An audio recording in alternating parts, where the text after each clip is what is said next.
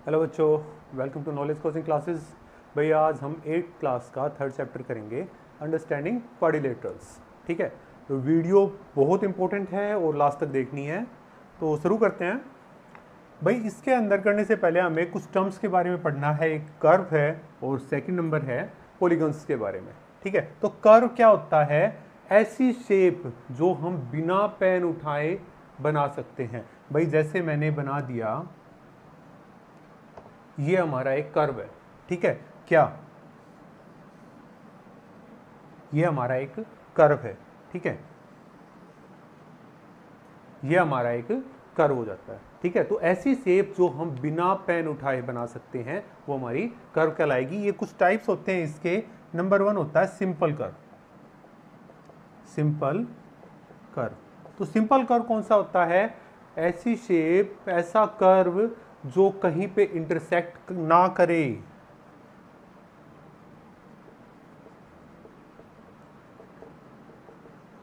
ठीक है जी, जो कहीं पे इंटरसेक्ट ना करे। बना दिया भाई हमने कहीं से और ये बना दिया, जैसे ये हमारा कहीं पे इंटरसेक्ट नहीं कर रहा, तो ये कौन सा हो गया? हमारा सिंपल कर्व हो जाता है। ठीक है, आप कोई भी शेप बना सकते हो जो इंटरसेक्ट नहीं कर रही है, तो ये हमारा कैसा हो गया? Simple curve. नंबर 2 क्या है? Not a simple curve.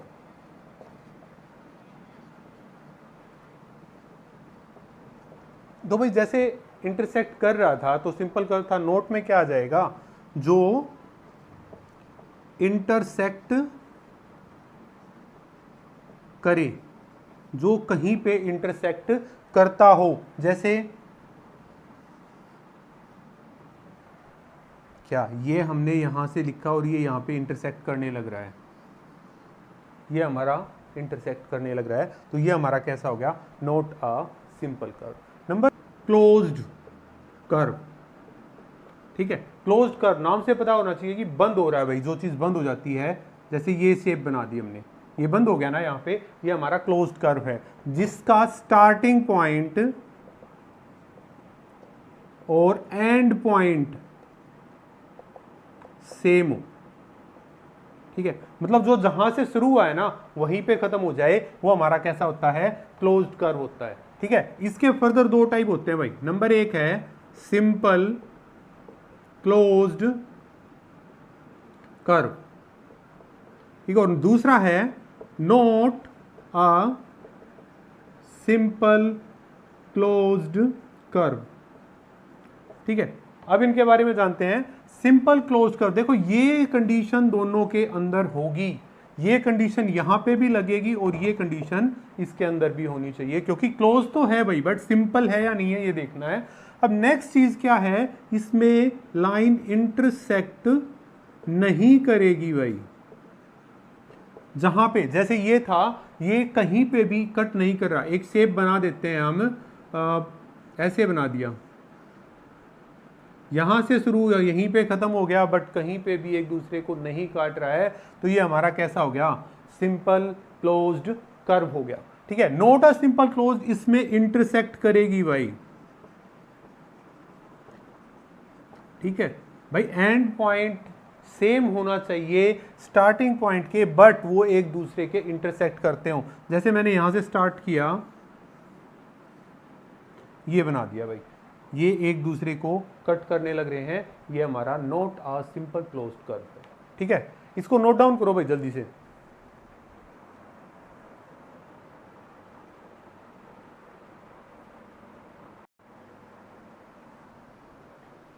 Number next है पॉलीगन्स। पॉलीगन्स कौन से होते हैं भाई? A simple closed curve. देखो, एक सिंपल क्लोज्ड कर्व हो which is made up of line segment. Line segment से बना हुआ सिंपल क्लोज्ड कर्व, मतलब सिंपल क्लोज्ड होना चाहिए कि भाई वो एक दूसरे को टच ना करते हो। नंबर 2 लाइन सेगमेंट से बना होना चाहिए, मतलब उसमें सर्कल वगैरह कोई भी ऐसी चीज नहीं आएगी। क्लियर है? जैसे क्या हो गया, ये मान के चलो भाई, ये ट्राइंगल है, ये हमारा क्या है? एक सिंपल क्लोज्ड कर्व के साथ साथ line segment, first line segment, second और थर्ड, और जहां से शुरू हुआ था वहीं पे ये खत्म हो रहा है, कोई भी लाइन एक दूसरे को इंटरसेक्ट नहीं कर रही है, तो ये क्या कहलाएगा, हमारा पॉलीगन कहलाएगा। क्लियर है? अब इसके टाइप्स देख लेते हैं भाई। ठीक है, नंबर 1 होता है रेगुलर।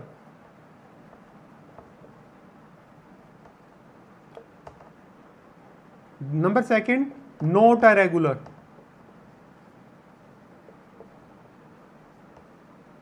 ठीक है, नेक्स्ट एक हम कह सकते हैं कन्वेक्स।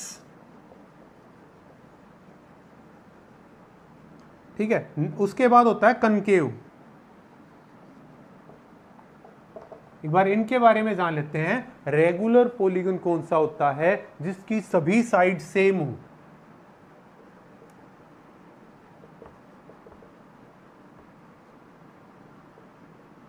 भाई मतलब जिसकी सभी साइड्स की लेंथ सेम हो, वो हमारा कैसा कहलाएगा, रेगुलर पॉलीगन्स। अभी सिर्फ डेफिनेशन कर लेते हैं, आगे इसके बारे में फर्दर पढ़ेंगे हम। नॉट इरेगुलर, सभी साइड्स की लेंथ सेम ना हो।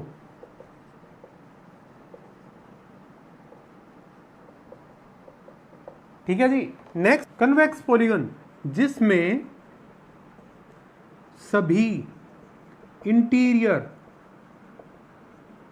एंगल 180 डिग्री से कम हो। ठीक है जी, सभी इंटीरियर एंगल 180 से कम हो, और इसके अंदर जिसमें कम से कम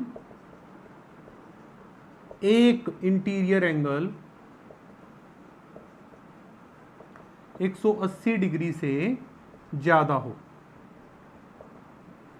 ठीक है बेटा, यहां पे इंटीरियर एंगल की बात आई है। जैसे एक शेप बना दी मैंने, ये हमारी एक शेप है, तो ये एंगल्स जो दे रखे हैं ना, ये हमारे कैसे होते हैं, ये एंगल्स हमेशा इंटीरियर एंगल कहलाएंगे।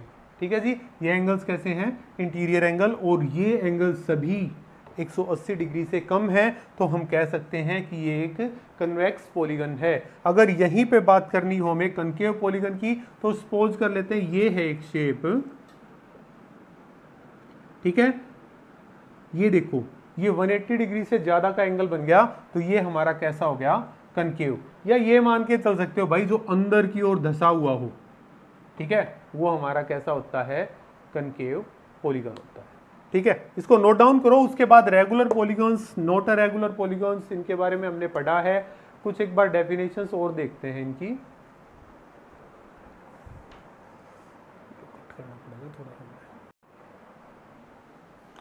पॉलीगन्स हैं, अब देखना है नंबर ऑफ साइड्स के बारे में बात करेंगे, उनका नाम क्या है, इस चीज़ के बारे में बात करेंगे। और अगर वहीं पे वो क्या है, रेगुलर हो जाते हैं, तो उनका नाम क्या कहलाया जाएगा, उसके बारे में बात करेंगे। ठीक है, तो ये एक बात याद रखो भाई, कोई भी पॉलीगन बनाते हैं तो उसके लिए एटलीस्ट 3 साइड्स का होना आवश्यक होता है। ठीक है, तो जिसकी 3 साइड्स होती हैं उसको हम क्या नाम देंगे, ट्राइंगल। ठीक है, शेप इसकी बना सकते हो आप, ये हमारा ट्राइंगल हो गया। नंबर 2 है 4 साइड्स के लिए, वो हमारा होता है क्वाड्रिलेटरल। ठीक है, क्वाड्रिलेटरल में हमारे अलग अलग आ जाते हैं, जैसे क्या आ गया भाई, रेक्टेंगल आ गया, स्क्वायर, रोम्बस, पैरेललोग्राम। ठीक है, ऐसी चीजें आ जाती हैं, पर फिलहाल के लिए आप ये मान के चलो जिसकी 4 साइड्स होती हैं वो हमारा क्या कहलाता है, क्वाड्रिलेटरल कहलाता है। नेक्स्ट है 5 साइड्स वाला, उसको बोलेंगे हम पेंटागन। ठीक है, 5 साइड होनी चाहिए भाई। ठीक है, 6 साइड वाला हेक्सागन, 7 साइड हेप्टागन, 8 साइड वाला ओक्टागन, 9 साइड नोनागन। ठीक है, और 10 साइड वाला होता है हमारा डेकागन। ठीक है, इनकी शेप्स बना सकते हो 1 2 3 4 5 6। ठीक है, 1 2 3 4 5 6, और ये 7, 1 2 3 4 5 6 और 7। ठीक है, इस तरीके से आप कोई भी शेप बना सकते हो। 1 2 3 4 5 6 7 8, 1 2 3 4 5 6 7 8, ये हमारा ऑक्टागन हो गया। ठीक है भाई, तो ये हमने कुछ पॉलीगन्स हैं जिनकी 3 side triangle, 4 side quadrilateral, 5 side pentagon, 6 side hexagon, 7 side heptagon, 8 side octagon, 9 side नोनागन और 10 साइड डेकागन होता है। बट अभी बात करते हैं रेगुलर पॉलीगन्स के लिए। रेगुलर पॉलीगन्स मैंने बताया कि जिसकी सभी साइड्स इक्वल होती हैं, जिसकी सभी साइड, भाई अगर कोई ट्राइंगल जिसकी सभी साइड्स इक्वल होती हैं तो उसको क्या बोलेंगे? Equilateral triangle. ठीक है, जिस ट्राइंगल की सभी साइड्स इक्वल होती हैं उसको इक्विलेटरल ट्राइंगल बोला जाएगा। जिस क्वाड्रिलेटरल की सभी साइड इक्वल होती हैं उसको हम स्क्वायर बोलेंगे या रोम्बस बोलेंगे। नेक्स्ट आगे जितने भी शेप आ जाती है जिनकी सभी साइड सेम हो तो उसके आगे हमने हमेशा रेगुलर लगा देना है। 5 साइड वाला रेगुलर पेंटागन, 6 साइड वाला रेगुलर हेक्सागन, 7 साइड वाला रेगुलर हेप्टागन, ठीक है, रेगुलर ऑक्टागन और डेकागन। ठीक है जी, ये याद रखना है कि जिस भी पॉलीगन की सभी साइड सेम होती है उनको इन नामों से जाना जाता है। तो अभी एक्सरसाइज की ओर बढ़ेंगे, उससे पहले एक दो छोटी छोटी बातें और हैं वो और बताऊंगा भाई।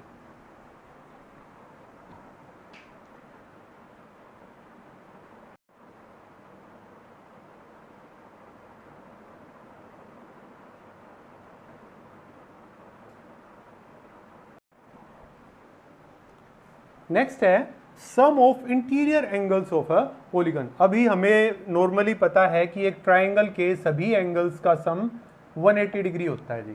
ठीक है, क्वाड्रिलेटरल के सभी एंगल्स का सम 360 होता है। बट एक्चुअल में आगे की कुछ चीज़ों के बारे में बच्चों को नहीं पता होता, तो हमें यहाँ पे सिर्फ एक छोटी सी चीज़ याद रखनी है। एक फार्मूला है n-2 इंटू 180। ठीक है, अगर किसी भी पॉलीगन के एंगल्स का सम निकाल के दिखाना है, सभी इंटीरियर एंगल्स का, तो फार्मूला नोट कर लो, n-2 मल्टीप्लाई 180। n क्या है यहाँ पे? Number of sides. ठीक है जी, जैसे ट्राइंगल में कितनी साइड्स होती हैं भाई?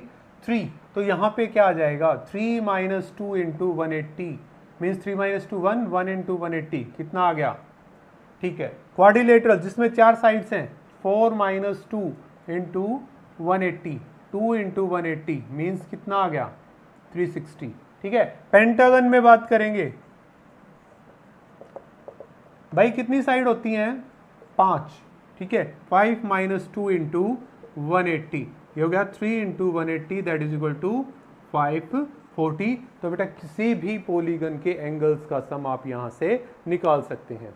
नेक्स्ट है sum of exterior angles of a polygon. याद रखो हमेशा, चाहे कोई भी पॉलीगन हो उसके एक्सटर्नल एंगल्स का सम कितना होगा? 360 डिग्री होगा। जैसे एक्सटीरियर एंगल की बात करेंगे तो कौन सा हो जाता है?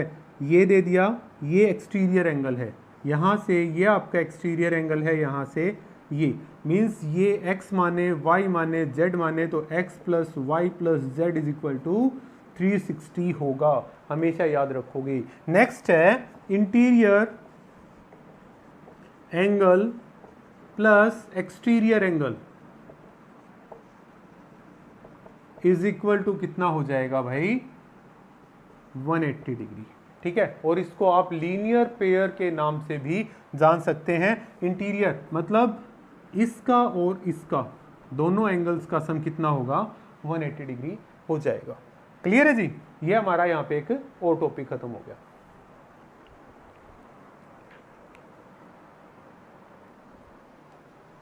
एक्सरसाइज 3.1 के ऊपर चलते हैं भाई।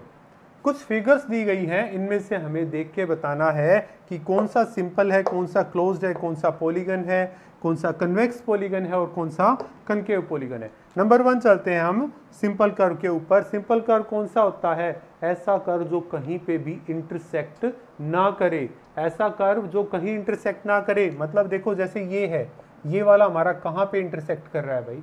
नहीं कर रहा है ना, तो ये हमारा कैसा हो गया? सिंपल। ये भी हमारा इंटरसेक्ट नहीं कर रहा, ये भी हमारा कैसा है? सिंपल। ठीक है, नेक्स्ट के बारे में बात करेंगे। ये वाला, ये भी हमारा इंटरसेक्ट कर रहा है, यहाँ पे भी, यहाँ पे भी, यहाँ पे भी, ये हमारा नहीं है।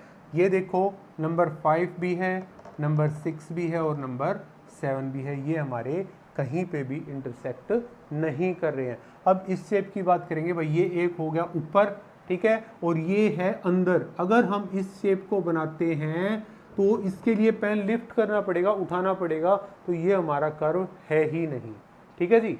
नेक्स्ट है सिंपल क्लोज्ड कर्व। ऐसा कर्व जो जहां से शुरू हुआ वहीं पे खत्म होता हो और कहीं पे भी इंटरसेक्ट ना करता हो। तो ध्यान दे लेते हैं भाई इस चीज पे। ये यहां से शुरू किया और आगे हम बिना पेन लिफ्ट किए हमने ये बनाया और वापस वहीं पे पहुंच गए। सिमिलर ये है। अगर इसकी बात करेंगे तो यहाँ पे तो बार बार इंटरसेक्ट होने लग रहा है, यहाँ पे भी हमारा कहीं पे इंटरसेक्ट नहीं होगा, ना यहाँ पे होगा ना यहाँ पे। इस शेप के ऊपर कई बार पजल हो जाते हैं बेटा, ये बिल्कुल मिड से लिया गया है, बट क्योंकि शेप है उसके अकॉर्डिंग ये मिड से होता है, तो ये शेप भी हमारी पॉसिबल नहीं होगी। तो 1 2 5 6 7 ये हमारे कैसे हैं? सिंपल क्लोज्ड कर्व होते हैं। ठीक है, नेक्स्ट पॉलीगन्स के बारे में बात करते हैं। तो वो सिंपल क्लोज्ड कर्व जो लाइन सेगमेंट से मिलकर बना होता है हमारा पॉलीगन कहलाता है। मतलब इन्हीं पांचों में से हमारा कोई एक आएगा। पहले फर्स्ट को चेक कर लेते हैं। ये हमारा लाइन सेगमेंट से मिलकर बना हुआ है, तो ये हमारा पॉलीगन है। ये भी लाइन सेगमेंट से मिलकर बना हुआ है, ये भी हमारा पॉलीगन है। ये नहीं है, ये भी नहीं है। अब यहाँ पे देखेंगे भाई, ये तो हमारा सर्कल हो गया, लाइन सेगमेंट नहीं है यहाँ पे, तो ये भी हमारा पॉलीगन नहीं है। सिमिलर में ये भी नहीं है और ये भी नहीं है। नेक्स्ट है कन्वेक्स पॉलीगन। ऐसा पॉलीगन जिसका हर एक इंटीरियर एंगल 180 डिग्री से कम का हो। यहाँ पे बात करके देखो भाई, ये हमारा ज़्यादा से ज़्यादा 90 बन सकता है, ये भी, बट ये एंगल देखेंगे तो ये एंगल तो भाई हमारा 180 से फालतू का लग रहा है, और ये फालतू का है, तो ये हमारा कौन सा हो गया? Concave polygon. सिमिलरली अगर यहाँ पे बात करेंगे तो ये भी छोटा है, छोटा है, इधर भी छोटा है, ये भी छोटा है, मतलब कन्वेक्स पॉलीगन हमारा सेकंड नंबर वाला हो गया। ठीक है, नोट करो भाई इसे।